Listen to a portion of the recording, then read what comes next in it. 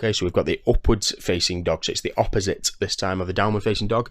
This one, the only contraindication I recommend for people to be aware of is if they have any extension based back pain. This can actually be beneficial for some, but just bear in mind that it might aggravate any of these little niggles that you've got if you feel it when you overextend in your lower back.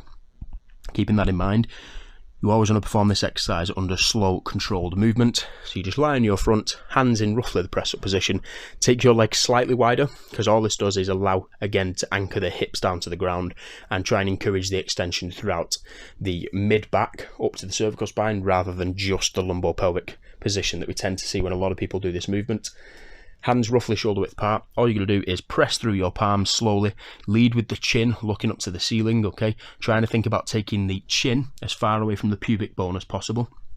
And you'll get that lengthening through the abdominal wall. You're going to hold this top position for a couple of seconds, slowly return to the ground. Again, deep, relaxed breathing all the way through.